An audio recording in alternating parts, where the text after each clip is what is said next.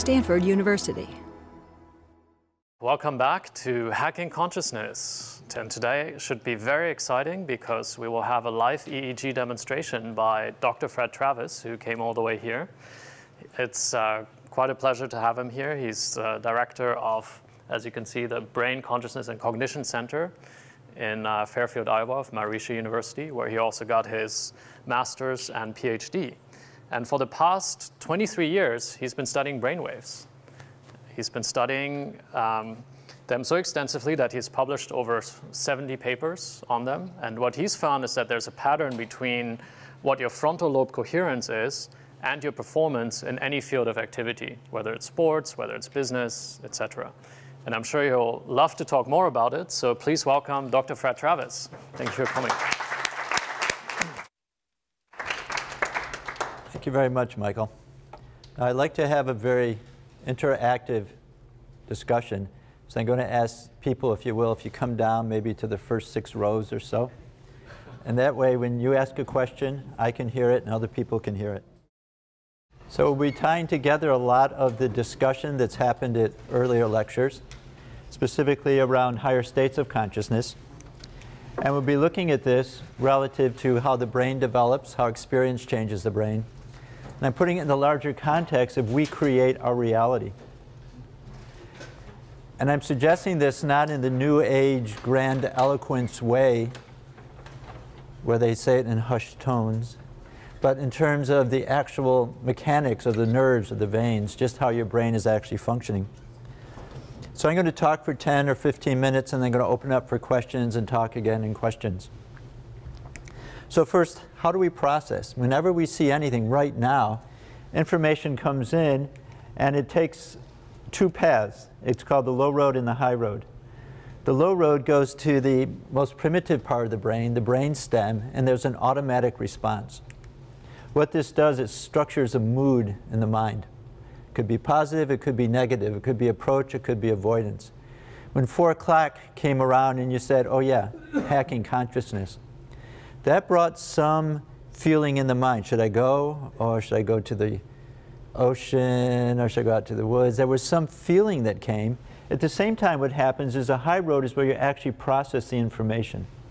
That's where you actually see what's out here. But notice, what you see isn't really what's there. What you see is a combination of this emotional tone plus what actually is there. Now this has very real consequences, especially in in-group, out-group type situations. They looked at sports fans, soccer and baseball. These were New York Yankees and Red Sox fans. They had them in a scanner, they showed them a video, and in the video someone got hurt. Now, if it was a person that was on your team, the part of your brain, as you see, that became active is a part of the brain which is empathy, which is approach behavior, trying to help the situation, experience what the other person is experiencing. If it was someone on the other team, the part of your brain that became active was your pleasure circuit. And that structures the mood in the mind, and that's when you have the feeling coming in. And while you might say, well, this might be true for fanatic baseball players, think of how you feel when you're going down 101 when everyone else is trying to get into the city and they're completely blocked up. And you're going 65. Think of how you feel. You're happy. You're good. This has also real ramifications, racial profiling. They took policemen, they showed them a video of a youth pulling something from his pocket, and half the time it was an iPod, half the time it was a gun. And they asked the police officer to respond as quickly as possible, because they have to. And then they had one other variable, and that was half the time it was a youth of color, half the time it was a white youth. When it was a youth of color, as you see here, 85% of the time the policeman saw a gun. Again, this is low road, high road. And that's their reality. That's what really was there. 85% of the time, if it was a white youth, they saw an iPod. So this is what we're doing. We don't get a neutral picture of the world and take it into consciousness, but we're actually creating it. We're creating our reality, and based on what we think is there is how we respond. Now, before we go on to talk about the brain, are there questions on this?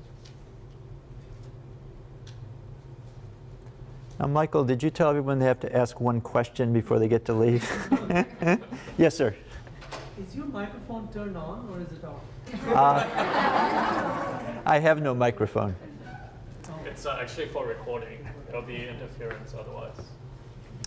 Very practical question. So let's go on, because there's low road and high road. It's not built in. It's not like a computer. When we get a computer, we open up the case, we pull out the computer, we push the on button, and then it bings on and away you go. The brain's not like that. When you're born, your brain is unassembled. Imagine buying a computer, reaching into the box and pulling out a bag of components. That's the baby's brain at birth. They don't see the world. They don't hear the world as a sequence of sounds. They don't see a head and a neck and a shoulders. They don't see mama and daddy. It's all disconnected sounds, sights. And what happens is the brain is developing, specifically over the first 20 years of life. What this is looking at is connections between the neurons, the brain cells. The x-axis here is, this is time in years. This is, the y-axis is the number of connections between brain cells. We see it goes up between 0 and 3. It goes up so fast the child is making 24 million new connections every minute. So when your baby's sitting there lying there, you know, what are they doing? They're making 24 million new connections every minute. And that's how they're able to do what they're doing. In 3 years, they get to control and move the body. They get to parse the sounds into individual words. They get to attach meaning to the words. You know, why is this happening? Because of, if the brain is the interface between inner and outer, that's how we're understanding the world. They have all these possible connections already made. And then they remain high from about 3 to 10, and then there's a process of pruning. And this is happening in all parts of the brain, and also in primates as well as humans. In each of these graphs, these are years. They start at age 10, and we see a decrease, this pruning process going on. Now you may think, that's too bad. You know, how come we're losing connections? You know, is it something bad? Can we do something to keep connections? Is anyone here a gardener? Yeah, what happens when you prune your bushes, sir? They look better and they grow. Yeah. Yeah. It's a little bit counterintuitive. You're cutting off branches, but what you're doing is you're cutting off the branches that are not very fruitful, and that's allowing the intelligence and the nourishment of the plant to go to those areas that are strong. This is what's happening in your brain. It's very much like pruning analogy. You're eliminating the connections you have not used during those first 10 years. Now there's physical space, there's also energy to allow the areas that you have used to get bigger. What you're doing in this whole process between 10 and 20 is so you're freeing the individual from the stone. Any of you have children? I have 3 daughters, and up to age 10, life is just bliss. They like to walk with daddy, they hold daddy's hand. At 10, they only hold my hand if none of their classmates are around. At 16, they don't even walk with me. They say, Dad, I'm fine, go ahead. 20 feet behind. And what is happening is as the connections are dropping off, their sense of self is beginning to emerge.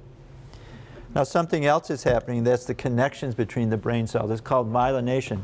This is an output fiber here, and it actually gets wrapped in this fatty layer. And what it does is it speeds up the flow of the action potential about 20 times. So this is also going on. It goes on at different rates in different brain areas. The first part is the sensory system and the motor system. So the child is born, they can't move their body, they can't see the world. The first thing that happens is they get to deal with the outside concrete world. In about 6 months of age, the brain has been reorganized so they can see the world. The ears, by 2 years, have organized so you can hear sounds. Now before that time, again, the information goes slowly. You may remember playing catch with your son or daughter when they're 3 or 4. They stand like this. The ball hits their chest, it bounces on the floor, and then they close their arms. And you say, keep your eye on the ball.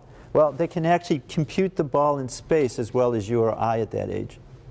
But the connection leaves the brain, it goes down the neck, goes to the spinal cord, goes out to the arm. It takes a long time because those connections are not myelinated. Similar things happening between the connections between the left and the right hemispheres of the brain. They myelinate between age 7 and age 10. And at that time, the child can begin to think more quickly. They can begin to have one specific idea, left hemisphere, relative to the larger idea, right hemisphere. The next area is the core of the brain. It's called a reticular activating system. That helps the child keep their attention at a very set level. If you go into a group of third graders, their attention is just all over the place. Some people are hyper, some people are really down. In the 5th or 6th grade, they're able to have attention at a more controlled level. Now, the last parts of the brain to myelinate are the connections between the rest of the brain and the front of the brain. The front of the brain is important. I put CEO here. That's not a neuroscience term. It's Chief Executive Officer.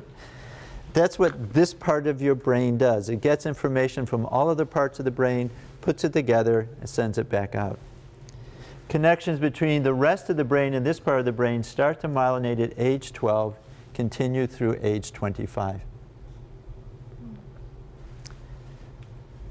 Now this is getting into the mass media. Here's a cartoon.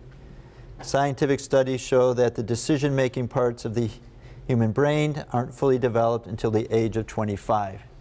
Here's 2 teenagers. They have their skateboard there. This is the next slide in the cartoon. So then we have an excuse for this.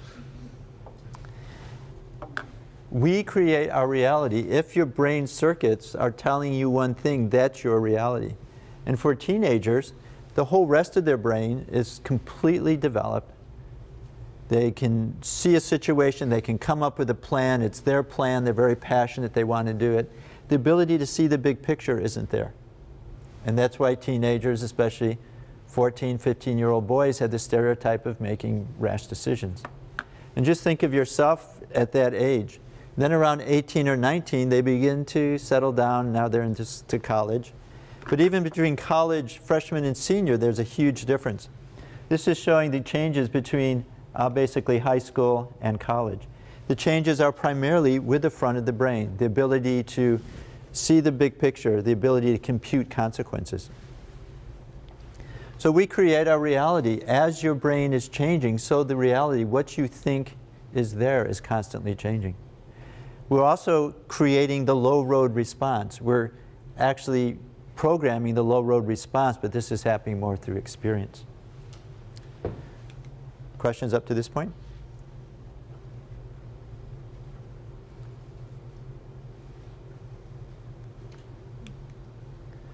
Let's move to the second point, neuroplasticity. Your brain is a river and not a rock. 70% of your brain connections change every day.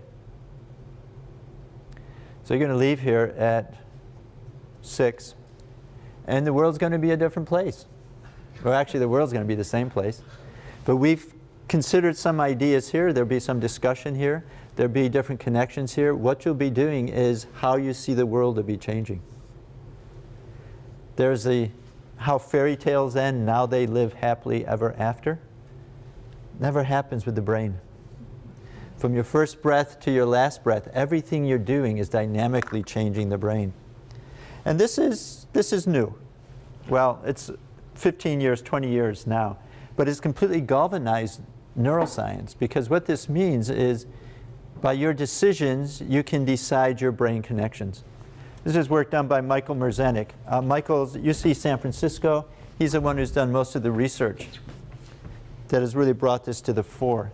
What he did in this, he took aged chimpanzees and he touched their fingertips and he looked to see how the brain was functioning, how the brain was reacting. You actually have a body map up here in your brain.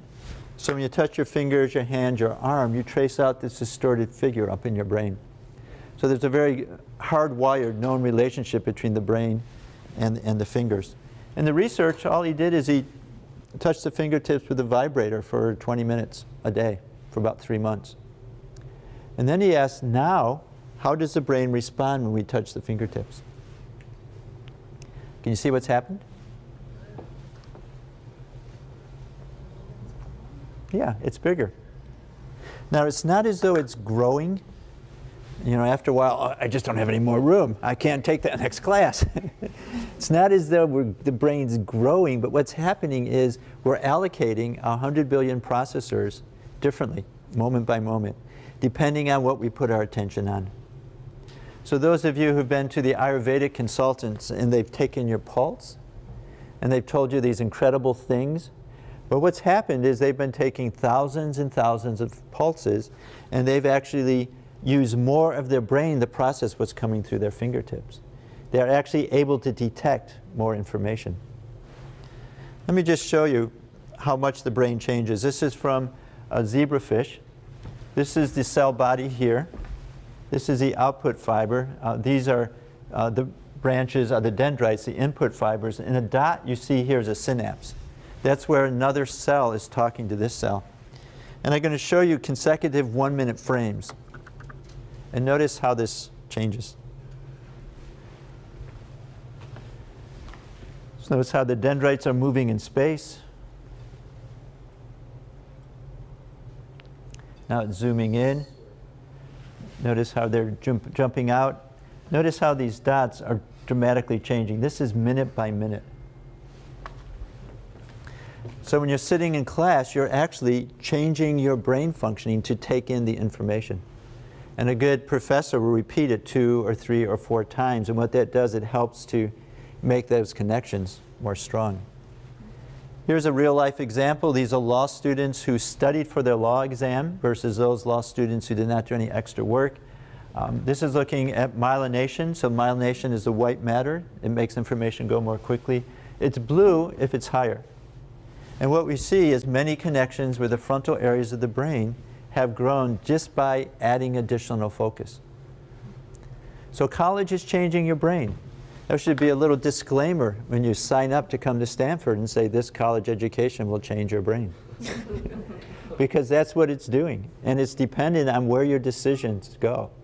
Is it going to be art or computer science or management or literature or whatever you'll be doing?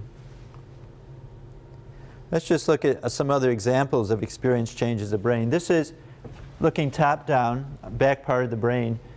This is where the visual system is, and this is what's active when you or I are reading a book. But what happens if you're blind? If no information is going from your eyes to the back part of your brain, does it just sit there? No. This is a blind person reading Braille. This is a part of the brain that they use. Notice the part of the brain that we use for vision, they're using for touch. This is the plasticity of the human brain. By the way, it takes about a year for this to happen. They've looked at people who have lost their sight, and they've seen how long has it taken them to take information in through their fingertips, and it takes about a year. But it happens. The brain is a river and not a rock. We're creating our reality. With each experience, we're creating different circuits, which are then determining how we see the next point in time. Now, this also has the other side of the coin, and that is stress. Stress affects brain functioning. The way that they operationalize stress is how many times have you heard guns being shot, someone being beaten up, getting stabbed, etc. From never to more than 3 times. And then they put them in the 4 quartiles, and you see the more stress that a person has been under, the lower is their measured IQ, also the lower is their reading. What's also found is under stress, the frontal areas of the brain get physically smaller. Just living in a big city versus rural living has its effect. Urban was 100,000 people or more, rural was 10,000 or less. So more mood disorders, anxiety. The amygdala is our survival signal. So if you're fighting traffic, if you're fighting time, if there's noise, the amygdala is just permanently high. And this leads to long-time brain changes in the brain. Now, just before I finish this part on neuroplasticity, I want to just distinguish stress from challenge. Because some of you might be feeling, I need stress to get going. You know, unless I have that pressure, I don't really start to do anything. I think what you're talking about is challenge. Under challenge, what happens is the core of the brain stem activates the whole brain. Under challenge, the sensory systems are firing more quickly. The CEO of the brain passes information through more quickly. We know the feeling of challenge. We have lots of creative ideas, lots of mental energy, lots of physical energy.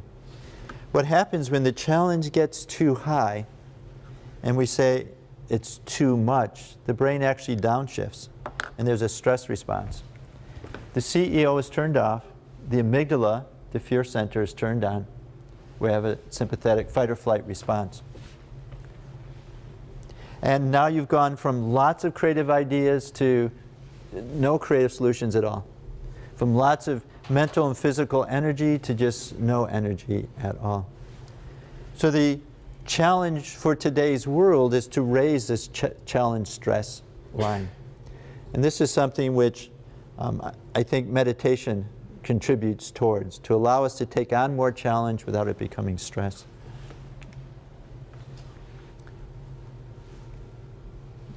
Questions? Yes, sir. How can myelination, what's the term? Myelination. How can that happen quickly? It's this rapid after Yeah. How can it happen quickly? Does it speed it up? 70% of our brain each day, is that myelination? It is myelination, but it's also the connections between brain cells, the number. And when we looked at the zebrafish and you saw the branches moving and the actual dots coming and going, that's more of what they see for the 70% of the brain changing. The myelination is fat and it needs it in your diet. So if you're malnourished, what happens is that part of the brain breaks down and it leads to cognitive problems because information starts going more slowly.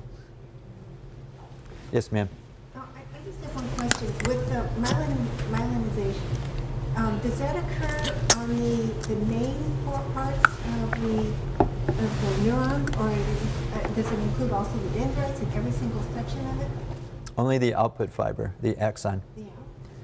And the way it works is when the axon isn't coated with fat, the action potential creates a change sequentially at each point on the axon. It takes a long time. When it's myelinated, of course, that keeps water-soluble things away, so the changes only happen between the myelin nodes. And so it jumps from point to point, and that speeds up the whole process. Yes, ma'am. I have a question about the decision. Sorry, I should have asked this in the last section. About the decision-making capability fully developing only at 25. Is there some scientific research which explains why you're allowed to drive at 16 and make decisions at that time, and you're allowed to drink at 21? Is there something that connects it to how developed that part of the brain? Not to brain development, but notice you can't rent a car until you're 25. The actuaries looked at incidents of accidents and found that when it asymptotes off. But on that basis, should the license to drive also be given?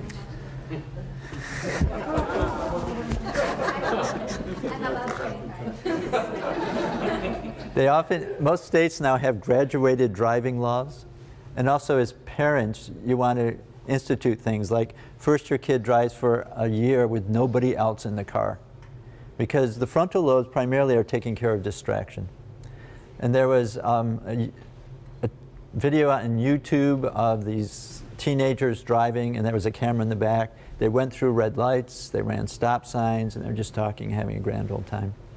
So first thing is not to have the distractions, and then two people in cars, and so on. Because what you want to do, remember, experience changes the brain. You want them to develop the driving habits, and unfortunately the only way to do it is by driving.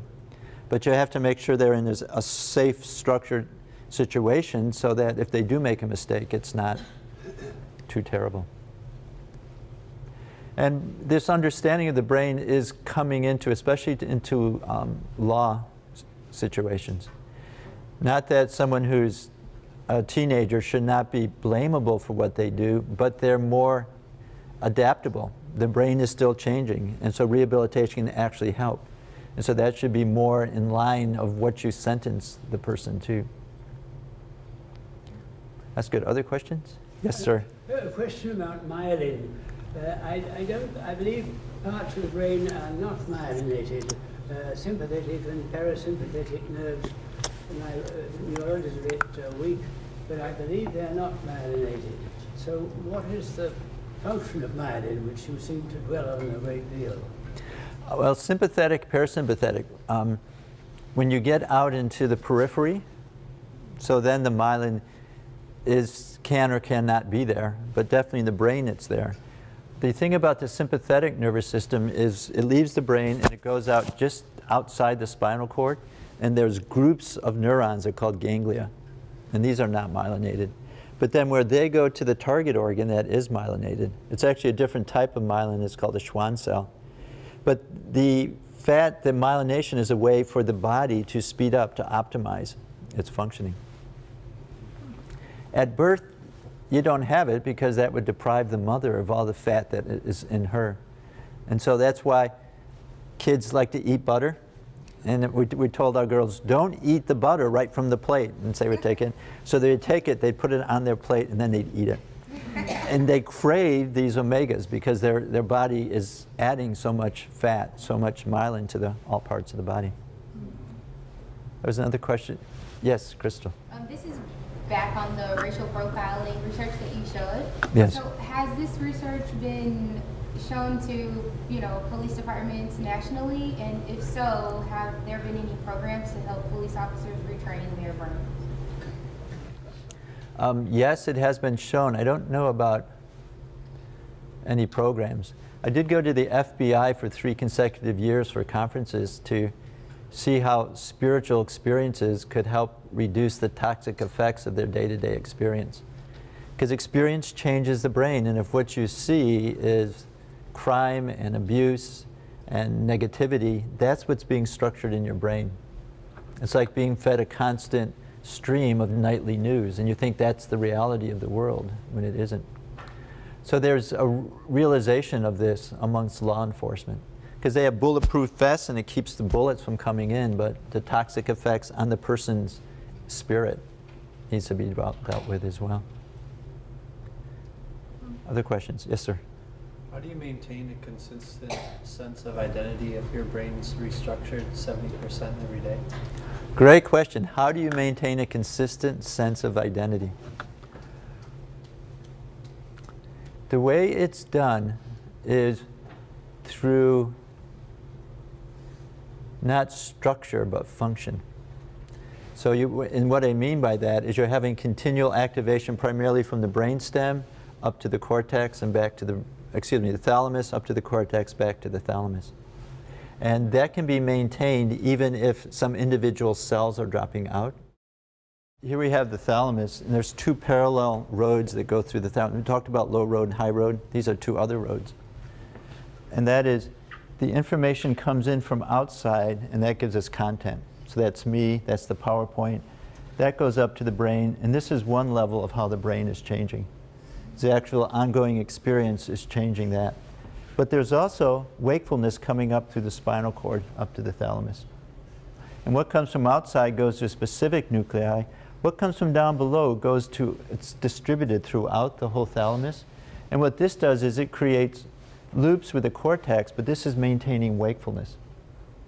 So these 2 things are coming together, content and wakefulness. The wakefulness is your sense of self. And that wakefulness it's a distributed functioning of throughout the thalamus to all parts of the cortex, which is just maintaining being awake. You know how you feel at 9 or 10 or 11. You just find that you're less able to, at night, you're less able to deal with the world. That's because the wakefulness circuits are slowing down, even though the content circuit is remaining the same.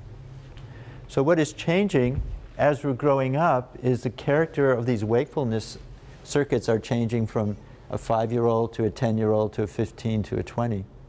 And as that is happening, your sense of self is becoming deeper and deeper. And that's actually the next point that we're speaking about, is just growth of higher states of consciousness. Growth of higher sense of self. That was a very good question. Other questions? Let's go to higher states of consciousness. The point I'd like to make is they're inherent in the human nervous system. You don't have to bring anything from the outside in. All you need are the proper experiences to build the circuits to support. And let's take a step back. When we were growing up, from sensory motor, when we were kids, from 3 or 4 to 5 or 10, language is an important tool for developing abstract thinking. Vygotsky ties development very much into language, that we internalize the culture, and the way we internalize the culture is through language. And what it's doing is it's creating a symbolic form that frees us from the object. But now what happens is we're identified with, we're caught in the symbolic form. We're caught in our thoughts, our categories. We're caught in our paradigms. And so to continue to grow, we need something which will transcend that. Charles Alexander, a very systemic thinker, tied Piaget's stages of cognitive development with different levels of functioning. Where what we have is when the child is 2 or 3 or 4, their sense of self is very much in terms of their senses. And that's where their primary locus of functioning is. Everything is in terms of objects. And if you're taking care of a 2 or 3-year-old and they're unhappy, you give them something new and their unhappiness disappears. Because whatever is on the screen is where their awareness is. And this is correlating with just the increasing of connections. And then between 3 and 7, the next level is pre-operational.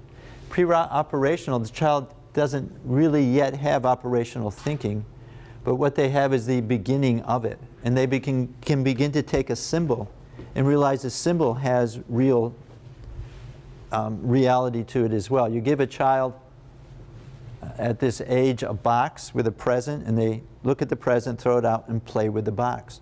Because with the box, they can conceive it as being many different things. This is this period. This is the time of having maximum number of connections. Now, as the right and left part of the brain begin to myelinate, we see the emergence of the next Piaget stage, concrete operations. Now you can think about external objects, and you realize that objects maintain their identity as they change shape. To get from sensory motor to here, you need language. You need to be able to have the symbol for an object. As they continue to grow, prefrontal connections, we come up with Piaget's formal operations. In formal operations, you can think about thinking. And for Piaget, this is the highest form of human development, highest form of adult development. I mean, it really leaves a lot out. And what's happening in formal operations is you get stuck in your ideas, and you get academics very angry at each other because of their ideas. You get wars because of ideas. We're stuck in thoughts. We're stuck in concept. We're stuck in our symbolic representation. So what Charles Alexander says is we need to transcend language. This is his quote. I'll let you read it.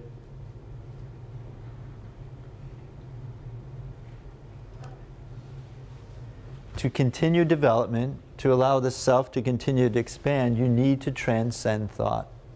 You need to transcend concepts. That's why he talked about transcendental meditation. I like to just talk about different meditations to see why he might have said this. Meditations fit into at least 3 categories: focus attention, open monitoring, automatic self-transcending. Focus attention is as it sounds. It's voluntary focusing on a specific object. Open monitoring is non-reactive monitoring or dispassionate observation of the content of experience from moment to moment. In focus attention, you keep one thing in the lens of experience. In open monitoring, you just allow everything to pass through experience. These two have been delineated by Anton Lutz to describe meditations in the Buddhist tradition. Jonathan Shearer and I added this 3rd category, automatic self-transcending. And this is any meditation that transcends the steps of meditation. Meditations in the first 2 categories keep you involved in thinking. Automatic self-transcending, you start with thinking and you just go to being, wakefulness. You transcend thought, transcend content. So once we had these descriptions, we asked, what does neuropsychology say happens in the brain in terms of EEG? When you're focusing, this is what you see. It's called gamma. Goes up and down 20 to 50 times a second. When you're just following internal processing, you see theta 2. This is it here. It's primarily in the front of the brain. When the attention is turned within and you're just awake, alert, this is the brain wave you see. This is time here. This is a second. It's called alpha 1. Goes up and down 8 to 10 times per second. And notice it's over the whole brain. As the mind is settling down to the state of just wakefulness without thought, so we see the brain is settling down to a state which is seen over the whole brain. So then we ask, what are the meditations that report gamma? And they include Zen, compassion, Qigong. Theta is mindfulness, Kriya Yoga. Alpha 1, transcendental meditation. Also a 45-year case study of a Qigong master. It's an interesting collection here. When this person first started his Qigong practice, it was gamma, because it's a controlled process of moving energy through the body. After 45 years, once he started the practice, he reported this alpha 1 EEG. And it's bringing out how automaticity can be gained. Automaticity is something psychology has talked about for 30, 45 years. Any controlled process can become automatic with lots of practice. And automatic just means that it goes by itself, doesn't take additional resources.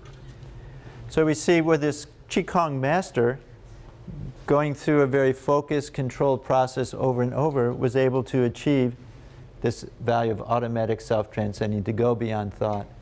Transcendental meditation, it's built into the process. So it happens very quickly in the first week or so. So then we asked, what's happening in neural imaging? So we looked at, this is concentration meditation, top-down, PET scan. Large areas of the brain are active because you're using lots of resources. This is mindfulness meditation compared to math. Brain is looking that way. This is the part of the brain, it's called the anterior cingulate gyrus. It's your attention switcher. And so if you're moving your attention from experience to experience, that's the part of the brain that you would use. Transcendental meditation, what we find is an interesting pattern where the front of the brain, the CEO of the brain, the part of the brain that's putting everything together, there's increased blood flow. The core of the brainstem, that's breath rate, heart rate, activation, primitive response, blood flow is lower. We talk about this experience as restful alertness. This is the rest for the mind and the body. This is the alertness. And again, experience changes the brain. So the value of whatever meditation you're doing is bringing that state into daily activity. What's the significance of the difference in color, yellow, red, and green? Or yellow, red, and blue? Okay. This blue means, red means increased, blue means decreased. Here they show the increase with this yellow color. Here it's red is again high. It's the opposite, and blue is low. So it's confusing, isn't it? I didn't notice that before. This is usually what they do with PET. This is typically what they do with MRI. To understand these different meditations, meditations in focused attention and open monitoring teach you to construct mental tools to better cope with life. Be it being mindful so that you have some space between you and whatever experience you're in, so you're able to have some perspective on it. It's almost like you're being taught how to use a knife in a different way. Your mind's like a tool. Meditation's an automatic self-transcending. Rather than teaching you how to use the knife in a different way, you stop using the knife and you sharpen it. And then when you take the sharp knife back to activity, everything is improved, everything is enhanced. And I think that's why, in this, Sotomayor did a meta-analysis of 23 psychological variables, and just the effect size, the x-axis here is effect size, what's the magnitude of the effect, was just much greater from transcending during TM versus other meditations. I'm going to stop and take questions and then just go a little bit more deeply into this experience of pure consciousness as it relates to higher states. Yes, ma'am. make a few more statements about coping with content and whatever that second thing was that you just thought? Constructing mental tools versus changing mental state? Well, the one right after that, you said coping with content. I see. Yeah. Changing mental state. Could you just say a little more about both of those words? Yeah. So coping with content, meaning using a cognitive tool to deal with a specific situation. And so it may be in compassion meditation where you develop a very positive, strong experience of inner compassion. So that's there when you're dealing with outer activity. That's versus changing mental state is you're actually changing what is the field upon which the content is falling. What is the state upon which ongoing experience is falling. It's very much, as we were talking about these different sensory, motor, and so on. What is a sense of self upon which the experience is falling? And depending on that will depend upon how you see the world, how you respond to the world. Good. Yes, ma'am. Just wondering, if the brain doesn't stop developing until about the age of 25, has it always been that way during our evolution? And if so, I'm wondering why we were created to go through puberty and have the ability to have children at 13, 14, 15, or whatever, and then to be parents for 10 years while our brains were still lacking some ability. It's a very real question. I don't know the answer to it. Has it always been that way? I think it has. This whole change of increase and decrease in connections is seen in primates as well as in humans. And so it seems like it's what this nervous system is built to do, to allow us to shape it to fit into whatever the situation is that we're in. And why does it take that long for full common sense to come to the brain? It may be that it allowed people to try things that an adult would never try. That's foolish. You don't want to do that. And a teenager tries it and it might work. So it may have been nature's way to continue to allow change and new thinking to come into the process. Yes? And the other thing is, why is it then, what happens to the brain when we get wisdom? Like I know I've heard CEOs say, you know, you don't know what the hell you're doing until you're 60. You know, does wisdom have something to do with the brain development? Yes. What I'm going to be showing you is thickness of the brain. If it's blue or purple, it's very thick. If it's red, it's very thin. And it's going to be starts at age 7. And what you're seeing here is these are all sensory areas. What you see here is this is where you create a concrete picture of the world. Now the brain's looking at you. Notice how the frontal areas remain thick throughout life. So this is 27, 37, 47, 57, 67, 77, 87. So this is temporal area. This is details of experience.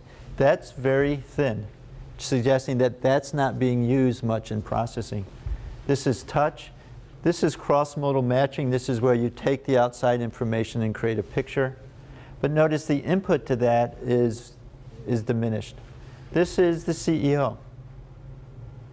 So what is happening is as you get older, when you look at the world, you're seeing it less and less as an objective, fragmented, isolated picture. What you're seeing it more and more is in terms of its symbolic content. You see it more in terms of the flow. Well, this happened 10 years ago. This happened 30 years ago. You have that whole picture of time, and you can see how each event is part of the whole. And so I think that's why this idea of wisdom comes out, is because how you're experiencing the world has fundamentally changed. Good. Other questions? Let's continue to go down the road of higher states. So, the process of transcending, to understand it, we need to understand that the brain, the mind has a vertical dimension. Surface level is conscious thoughts. At the depth is where we have intuition, creative ideas. What we're doing with transcendental meditation is taking a specific thought, experiencing it at earlier and earlier levels of development. What's happening is the content is becoming less primary, and the underlying field of consciousness, we call it pure consciousness, is becoming more primary. The underlying field of wakefulness, which is putting things together, is becoming more the major content of experience. I asked students to write their descriptions of these experiences, and I asked them their deepest experiences during TM practice, and I told them I didn't want to hear jargon. I wanted to hear what it felt like. What is it like to eat a strawberry? You know, tell me what it feels like. Then we did something called content analysis. Content analysis, you take phrases and you see what's the idea that they encode, and then you see how many times those phrases are used. And these are the three phrases we saw most. This experience is characterized by the absence of time, space, and body sense. Absence of time, absence of space, absence of body sense. Now these three matrices is what gives meaning to waking. The experience we're having right now is time. It's early evening. It's in this space, in Jordan Hall. And there's some body sense. You're experiencing it from where you're sitting. Now notice this experience of transcendental consciousness, the very framework of waking state has disappeared. Let's just see the relationship of this experience of pure consciousness with waking, sleeping, and dreaming uses 2x2 grid. Sense of self, yes or no. Content, yes or no. What would be this one here where there's no sense of self, no thoughts? Sleep. Very good. You know you've had a good night's sleep when you've lost awareness, unconscious. How about here? Sense of self and thoughts. Waking. Yeah, that's what we're in right now. Yes, you hope. There's content coming in, but there's you who is experiencing it, reflecting on it. I'd like to suggest that this is dreaming, where you have these vivid dream images. Typically the self is completely lost. You're just identified with that. That leaves this self, sense of self, but no thoughts. Now, if you ask any psychologist, they'll say, that's not possible. That's what William James said. He says, I don't see an abiding sense of self. All I see is changing streams of consciousness, changing content. Psychologists, Nat Zolis, were saying, how can you be aware of yourself if you're not aware of some aspect of your individuality? The fact that you're thinking or experiencing, and so on. Well, meditation practice gives this experience, transcendental consciousness. And notice it's qualitatively different than the other four. Also, we looked at brain waves. This is a more full representation. Again, the x-axis is time. Each line is a different part of the brain. This is a second. This is the alpha activity. It goes up 1, 2, 3, 4, 5, 6, 7, 8, 9 times. That's that 8 to 10 hertz alpha. Notice it's over the whole brain. What we're going to do now is, Luis, you could come up.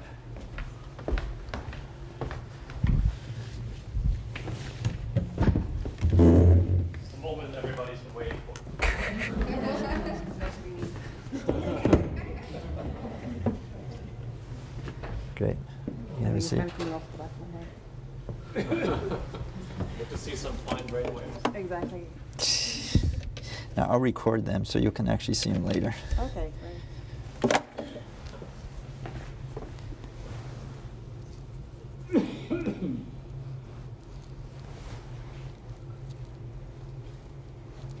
Luis, you recently learned? I did, yeah, about a month ago I'd say at this stage. 3 weeks or a month ago. Yeah, I started. So what we'll do is we'll look under the hood. And we'll look at Louise's brain waves when she's just sitting, her eyes are open, and then we'll have her start TM practice. And then we'll look more globally about what's seen. So these first two lines, there's electrical activity coming from this sensor and this sensor. This one's a ground. This line here is looking at something called coherence. Remember when you're looking at all the electrical activity, it tended to be going up and down together? Mathematically, you can calculate the rise and the fall of each wave, and you ask, how is that related? And that gives us coherence. So coherence is, I have to look at the people. Coherence goes from down here is 0 up here to 1. And notice it's highly variable. And this is a healthy brain. What is happening is when 50 people are looking at you, you're seeing them, you're processing them, some friends, some strangers, colors, memories, all these things are going on, and we're seeing that coherence is just going up and down and up and down. These are eye blinks here. You can blink your eyes, Louise. Now this isn't actually coming from the brain, it's the eye muscles. The eyelids, when they go up, they shear off some electrons and it makes that shape. And this is very fast. So here's a second. You see this is going up about 20 or 30 times per second. This is a typical brain wave when the brain's awake and you're processing the world. What kind of brain waves are we seeing now? I mean, is it predominantly gamma, or how would we distinguish? Yeah, predominantly gamma. Gamma will be going up 20 to 50. So when you get it pretty much like a solid line, that's gamma. So can she close her eyes for us? Sure. Just close my eyes, but not meditate. You can close your eyes and keep your mind active.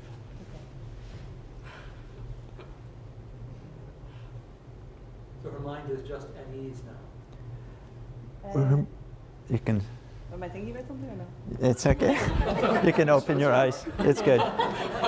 So notice, even with the eyes closed, this is continuing to happen because when your eyes are closed, you're still thinking. I'm going to record this so we have it. You're still thinking. You're still processing what is it going to look like, etc. So now we'll have Louise close her eyes, Louise, and she'll start her TM practice.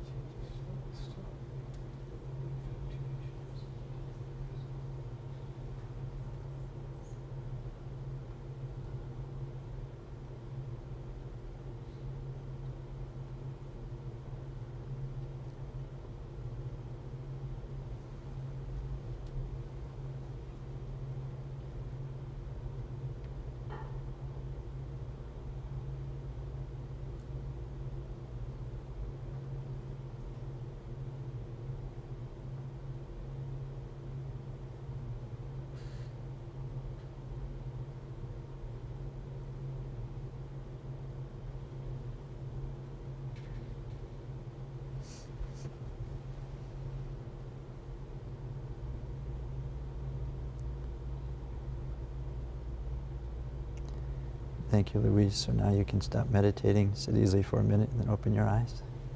Good. Thank you.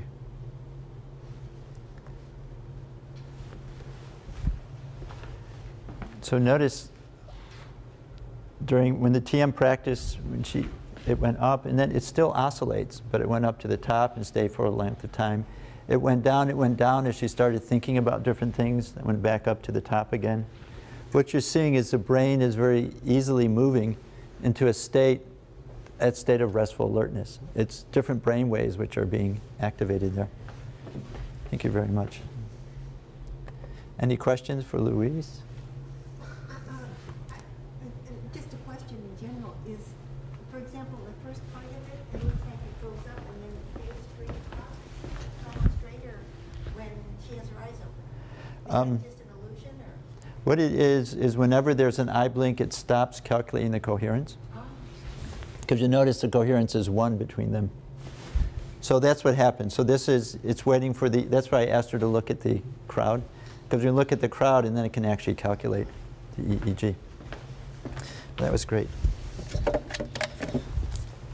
There you go. Yes.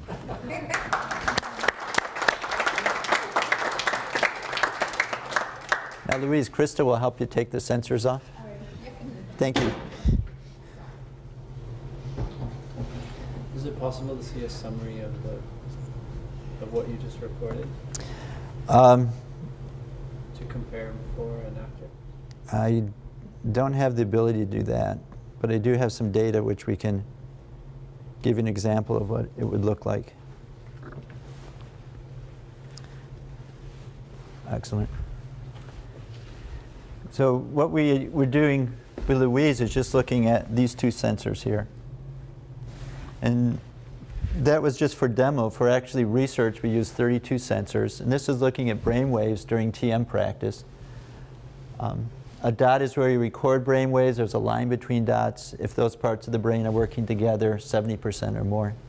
You notice with TM, there's very little coherence in the gamma and beta region, because it's not a process of effort or control. The coherence is in this alpha 1. It's primarily in the front of the brain, but also extending over the whole brain. And the reason we want to add that is to bring it into activity. This experience, I suggest, is, and you've heard before, is a fourth state of consciousness. What's the criteria of a higher state? It should be subjectively distinct from waking, sleeping, and dreaming. And we saw that, yes, that this sense of self, no thoughts. It's a state which is unlike what you would see in waking, sleeping, and dreaming. It's not an altered state of waking. It's a completely different subjective experience. Greater breadth or sense of self. The self is less in terms of outside activity and your experience and your social fame, more in terms of inner wakefulness. And it's physiologically distinct, as we've seen. But by going back and forth, we should be able to integrate transcendental consciousness with the other states. And that would look like, if we could turn this into a cube and turn it on its corner, it would look like this. Let me do that again. That's so much fun. And this is called the fifth state, cosmic consciousness. Now that state of pure consciousness, of inner silence, which is just there for a few moments during meditation, is there 24/7. It's completely underlying waking, sleeping, and dreaming. And let's see how that grows. This is looking at EEG of someone meditating for 4 months. So this would be Louise, or someone meditating for 8 years. In each case, TM is on the left, eyes open is on the right.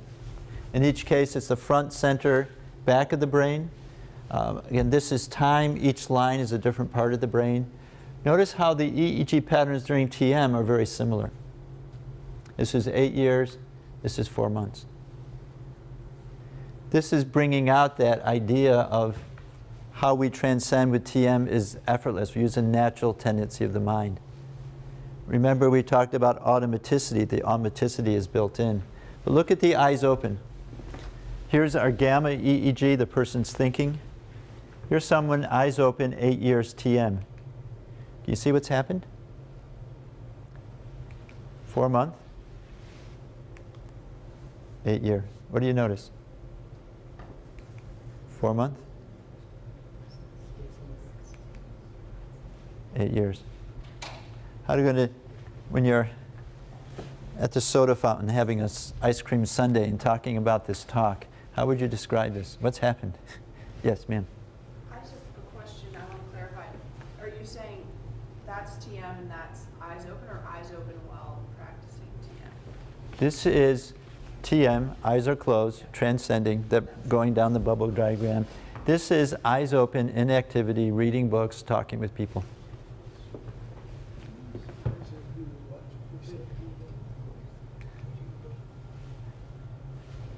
Seems like TM states and eyes open states are more similar in the person who's been doing it for longer, right? Yeah, good observation. This is experience changes the brain. This is neuroplasticity. You move the brain back and forth. You go to that state of pure consciousness to develop those brain circuits so that it can become part of your daily life. And notice the alpha activity in the back and the center in the front is there while the person is waking, while the person is in class. That's when you need that state. That's when you need that breadth of awareness, that inner silence, that restful alertness. And that gives you the basis for being most successful in what you're doing. Now, for the scientists in the group, this is individual data. This is the group data. So these are less than 1 year, 8 years. Solid line is eyes open. Crosshatch bar is TM. This is cross-sectional data, so we look longitudinally. We had people coming to Maharishi University of Management, and we looked at their EEG. This is actually eyes closed and during a task. And then we looked at them at 2, 6, and 12 months. They learned TM. Here they've been meditating for 2 months, 6 months, 12 months. And then we had them do a task each time, and this is what we found. TM, EEG coherence went up during TM compared to eyes closed. But notice at 6 and 12 months, it's at the same high level. What continues to grow is during the day. Just because transcending isn't involving individual attention, effort, ability, it's using the natural tendency of the mind. And once we are able to allow nature to take its course, it's going to give to the same effect. The benefit is being seen in activity. So let's look at the experience of cosmic consciousness when you have inner unboundedness all the time. This is the experience of someone during sleep. I'll let you read it.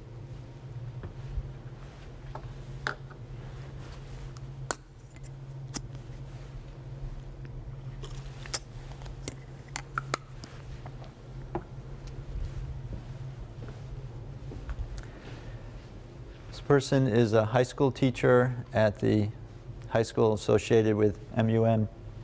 They're able to come up with this very concrete picture of soda and fizzing on the soda. Activity, it's like fizzing on the soda. There's activity there, so there's something to be experienced. When he goes to sleep, the fizzing just settles down. The soda remains. That underlying basis, that continuum that he talks about, is just there the whole time. These are what the brain waves look like.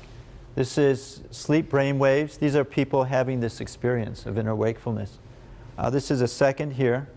This is delta activity. It's the brain waves when the body's repairing itself. Notice what we have here is there's a lot of these large brain waves, but also this looks more ragged, just going up and down. And indeed, you can see there's this alpha activity riding on this delta activity. Here's a delta wave, 1 cycle per second. Then there's a 1, 2, 3, 4, 5, 6, 7, 8, an alpha wave.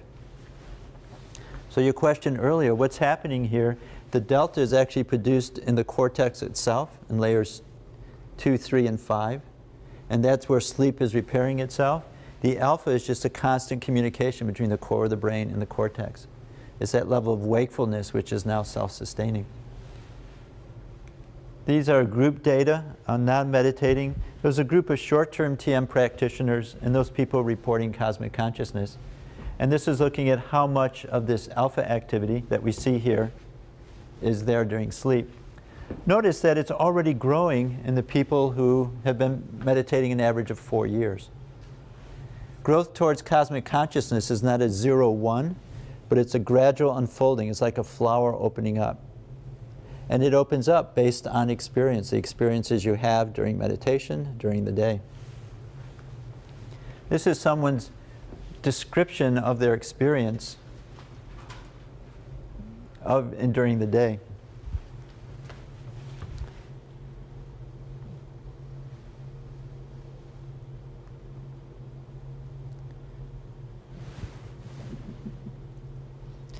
And we looked at what the brainwave is like. We gave them tasks.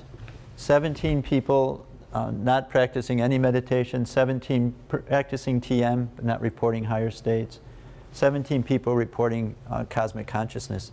And the differences we found were in the front of the brain.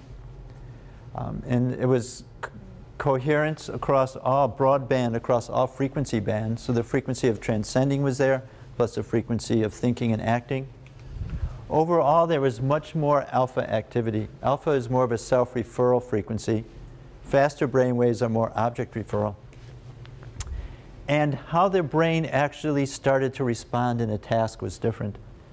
The blue is the non-meditating, the yellow is the people reporting higher states. You notice it's a mirror image. A simple task is you know what you have to do. It's the same response each time. The choice task is you get some information, but you have to wait for the second piece of information. we see the people reporting higher states are more balanced. They're not starting to respond until actually they have sufficient information. So we added those up, and these differentiated the groups quite significantly. This idea of brain integration, we call it because it involves coherence and these other measures. High brain integration correlates with positive things. Moral reasoning is higher, emotional stability, and so on. The way to understand this is a correlation coefficient. If you square it, it's the amount of variance that this predicts of the other. So if you square 0.66, it comes out to be about 40%. So 40% of the change in moral reasoning could be predicted by their level of brain integration. Again, the brain's the interface between inner and outer. And as the brain is a more integrated platform, it's able to give a much broader integrated picture of the world. So I have 2 more slides. This is taking this question out of meditation and into the world. What does brain integration really mean? Well, we thought what it really means is that you're in contact with your inner self. So you should be in contact with inner resources. So you should be more successful. So we looked at athletes. These are 66 athletes, 33 world class. They finished in the top 10 for 3 consecutive years in Olympic Games, World Games, compared to control athletes. And they had higher levels of brain integration. This isn't a meditation study. This is more human success, human performance study. Managers, same thing. Top-level managers, 18 years CEO, the company had grown, higher levels of brain integration. We're on a roll. We said, let's look at classical musicians. So we looked at professional and amateur classical musicians, and they both have high levels of brain integration. And we looked into the literature, and it's found that as a child, if you learn music, your brain patterns are different as an adult. Because experience changes the brain. You not only focus on numbers and words, but you're focusing on sounds, music, integrating your sound with other sounds. Also, this division, it was a flawed design, because an amateur musician is not a less effective, a less developed musician. They just don't make their money from music. Now, I put short-term and long-term TM here, not to suggest that if you practice TM, you're going to be a great musician, a great manager, and a great athlete. But do suggest that experience changes the brain. Transcending thought is developing a specific style of brain functioning that's going to help you be more successful and wherever you turn your attention. How do you define the Z-score exactly? A Z-score is the mean divided by standard deviation. So it's taking a number and putting it in standard deviation units. Oh, it's just a standard. Yeah, exactly. We do that because coherence, power, and CNV are different units. So to be able to put them together, we change into Z-scores. So cosmic consciousness, this is a 5th state of consciousness. Subjectively, it's distinct from other states. That experience of the transcendent is now there, along with waking, sleeping, and dreaming. Involves greater breadth or sense of self. The self is now completely outside of change, outside of time, physiologically distinct. My conclusion, higher states appears to be the natural extension of development that's been going on since birth. We landed in this world and we have this body, we can't even control it. The first thing we do is we control matter. We control the body. We're able to see objects. And then we start transcending, and then we can have some desire of what we would like it to be. And then we transcend a little bit more, and we can think about the world outside of ourselves. We transcend a little bit more, and we can think about thoughts. This process, if you get the necessary experience, continues till CC, where now who you are, the self of who you are, is something which is full, unchanging, outside of time and space, is full, while all of activity is just going on by itself. Thank you very much.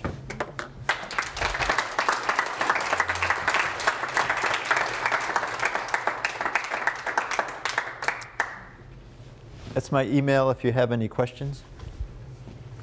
Any questions? Yes, sir. We've heard so much about TM throughout the various speakers of this seminar, but I've heard not very much about the details of the actual experience and the practice. Can you talk a little bit about what those details of practice are and how they manifest themselves for you in your practice? Yes. Could you So repeat the question? the question is about the details of practice of TM process. It does involve a sound, a mantra. The mantras that we use in TM don't have meaning. We just use their sound value. And what you learn is how to appreciate that sound at earlier levels. Now, it's not something that can be taught by words or instructions. Like, do this, do that, do this. Put your feet on the floor, feel the chair against your back. You can't do that because that's keeping the mind engaged in localized processes. So what you do when you learn TM, it's almost like how I taught my girls how to ride a bike. I didn't give my girls a PowerPoint lecture. I went down to the field, they got in the bike, I took the seat and the shoulder, the handlebars, I ran really fast, and they got the feel of it. This is how you learn transcendental meditation. It's always from a trained teacher.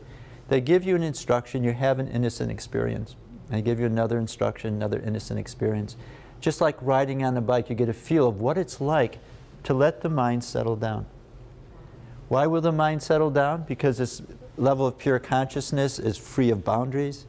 It's creative, it's dynamic, it's what the mind wants. Once it knows it's there, it goes there by itself. So that's the process of learning it.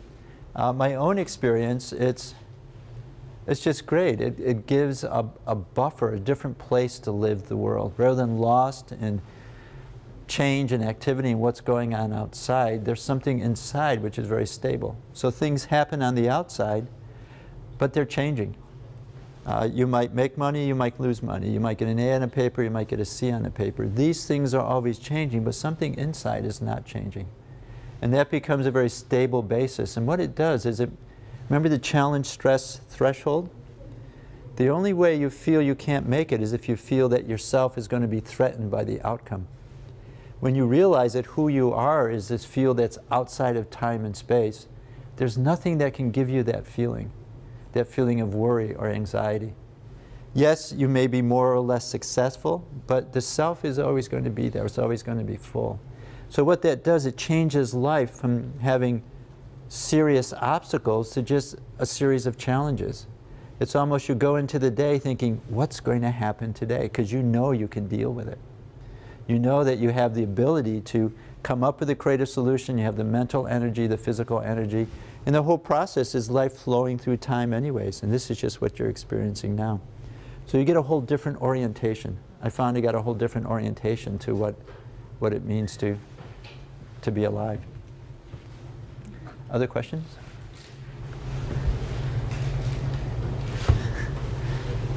Is it possible for us to acquire the EEG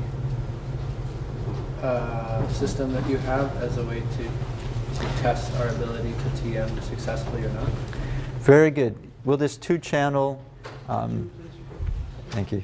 The question was, can the two-channel EEG machine that we used here, is it available? Yes, you can buy it. It's third party.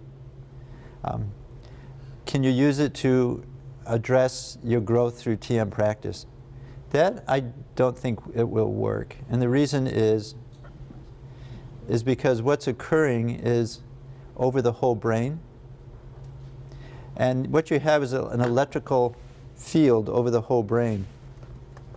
Okay, where is this? Here we go. What we have is this electrical field over the whole brain.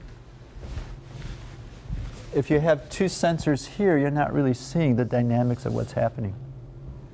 And so to actually look at change over time, you need more sensors. We have to buy 16 of them. Yeah. Bottom line. To see eyes closed TM, we can say, oh, yeah, so this was happening during eyes open, this happened eyes closed, this happened TM. We see that, yes, there's something different there. And that was just to give you a sensory experience that, yes, there's something different. But to really plot growth, 16 channels. Good. Other questions? Yes, sir. So have you done the same sort of analysis with other forms of meditation? I have not. I have been involved in 2 conferences with 19 other meditation researchers across the gambit, Qigong, Zen, mindfulness, contemplative, compassion meditation, and we're beginning to talk, beginning to pull results. I haven't looked systematically at other meditations. I just use what's in the literature. Good. And behind, yes? You mentioned, or you showed the graph where the coherence of the brain was a yellow line down at the bottom during wakefulness increases for the 12-month period, but I'm wondering what happens over the lifetime of meditation, and does it? They intersect. And so you see this quality of coherence is seen, somewhere down the line. That's cosmic consciousness. And that's when you have inner stability, inner wholeness, along with outer activity at the same time. So have we gone longer than a year? No. It was hard enough to do this. Between 6 and 12 months is summer vacation. Yes, John. We heard from Craig Pearson that there are other states of consciousness above these 5. Has any research or preliminary sort of studies in this vein been done on those, and how would you characterize outcomes in the brain? We haven't done other research simply because we don't have enough people that are in those categories. And the research that I showed you here, the 17 people reporting higher states, 3 or 4 of them, I also asked them to describe themselves, and 3 or 4 of them seem to be having experiences of the next state, refined cosmic consciousness, where one lady said she knew the chairness of a chair. She was so intimate with the objects around her. And another woman said that she looks out and sees this beautiful divine intelligence reflected back at her through the trees and the sky and the birds, and it's herself. Seems to be a very rich description of unity consciousness, where everything seemed to be a fluctuation as underlying wholeness. So there was a few people, but there weren't enough to actually document them. This was done in 2000. We're now redoing this. We have 42 people now. And with that, the experiences are becoming richer. We might be able to separate them out. Thank you. Other questions? 1 more minute. Who's going to have the last question? Yes, ma'am. Okay, with the higher states of consciousness, when you use the term higher state of consciousness, are you talking about something that is constant throughout, from the rest of the person's life? Or are you talking about these peak experiences that will occur for a limited period of time, which may vary greatly, but...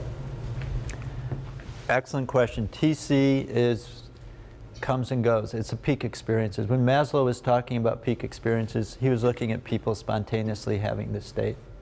Because what is this state? It's just the state of the mind, just the state of the source of thought.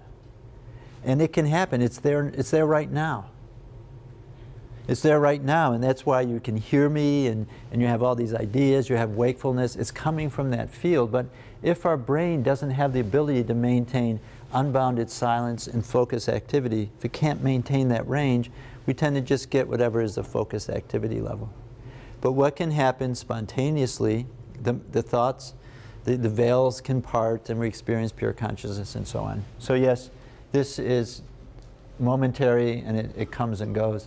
But cosmic consciousness is something which is permanent. Now, this is 24/7.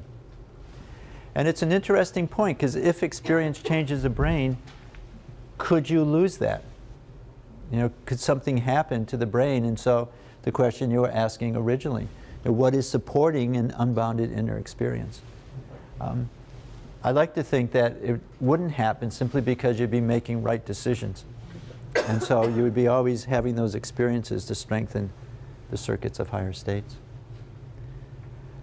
I'm going to end now because I believe we end at 6. And so you've been a very attentive audience. I'm happy to be here to answer any further questions. Thank you very much. For more, please visit us at stanford.edu.